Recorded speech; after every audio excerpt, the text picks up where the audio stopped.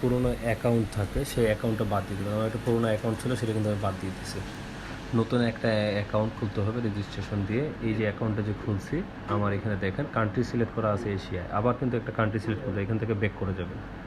এখান থেকে ব্যাক করে যায় কান্ট্রি দেখবেন এরকম। আপনার প্রোফাইলে আমার আগে থেকে সেট করা ছিল যার কারণে এরকম। তো কান্ট্রি আপনি দ্বিতীয়বার যখন চাইবে তখন আর করার দরকার নেই। তো আপনার নর্মালি কিন্তু এসি এইভাবে আপনি চালাচ্ছেন রিমোট দিয়ে মনে করতেছেন। তো এটা চলতে চলতে আপনি রিমোটটা অফ করে দিয়ে এক পিস ব্যাটারি খুলে নেবেন।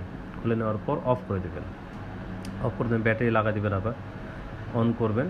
অন করে মুড থেকে কুলে চলে আসবেন।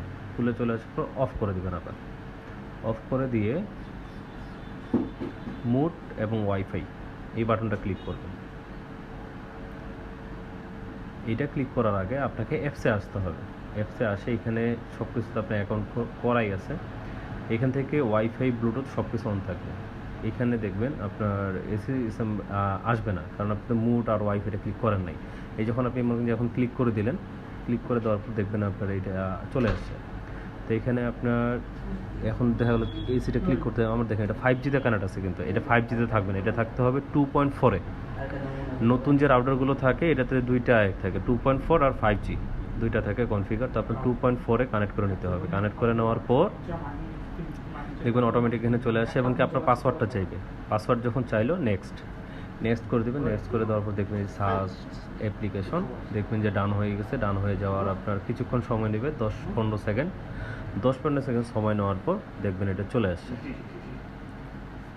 আর এই সব কিছু রিমোটের ফাংশন যা আছে সব কিছু করার আগে নতুনভাবে এসিতে যেরকম আপনার মেইন সুইচ আপনি অফ অন করেন ওইভাবে অফ অন করে নেবেন, তাহলে পুরনো কোনো কিছু থাকবে না।